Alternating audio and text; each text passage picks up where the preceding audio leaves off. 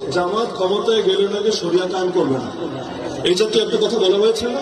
ওদেরকে ধরে জিজ্ঞেস করেন, পাগল শরিয়া বলতে বুঝিস কি? আগে ক্লিয়ার কর। শরিয়া মানে খালি চোরের হাত কাটা? শরিয়া মানে খালি কেউ জিনা করলে পাথর মেরে মেরে ফেলা? এর বাইরে শরিয়ার কোনো শিক্ষা নাই? আর আল্লাহ যেটা বলেছেন সেটাই তো শরিয়া, নবী যেটা শিখিয়েছেন সেটাই তো শরিয়া। জামাত কি বলছে? ক্ষমতায় গেলে ইনসাফ কায়েম করবো। ইনসাফ কি শরিয়াত না? বৈষম্য দূর করবো, এটাকে শরিয়াত না? গরিব দুঃখীর হক আদায় করবো, এটাকে শরিয়াত না? নারীদের ইজ্জত নিয়ে কাউকে ছিনিয়ে নিয়ে খেলতে দেবো না, এটা শরিয়াত না? আরে তোমরা শরিয়াত বলতে বোঝাও কি? শরিয়াত বলতে বোঝাও কি? এমনকি তারা যে প্রলোভন দিচ্ছে ক্ষমতায় গেলে তারা শরিয়াত কায়েম করে উল্টিয়ে ফেলবে, এটা কোন শরিয়াত? গতকালও তো আমি দেখেছি, আমি নিজ কানে ভিডিও, সরাসরি তো ছিলাম না, এই মাঠের কথা বলছি। এই মাঠে আমার নাম ধরে নিকৃষ্ট ভাষায় গালিগালাজ করা হয়েছে নাকি হয় নাই? আমাকে আজকে এখানে আসতে দিবে না এরকম ঘোষণা অথর্ব দিয়েছে নাকি দেয় নাই?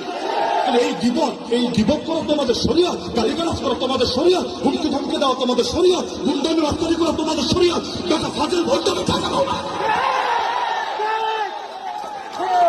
যতদিন একসাথে থাকো তখন কোনো দোষ নজরে পড়ে না, যখন আলাদা হও তখন ফতোয়া দিতে দ্বিধা করো না। মনে রাখবেন, আমরা ফতোয়াকে বিশ্বাস করি, কিন্তু ফতোয়া দিয়ে কেউ যদি ইসলামের জাগরণ, বাংলাদেশ পন্থীদের জাগরণ রুখে দিতে চায়, আমরা তাদেরকে সুযোগ কিছু দেব না।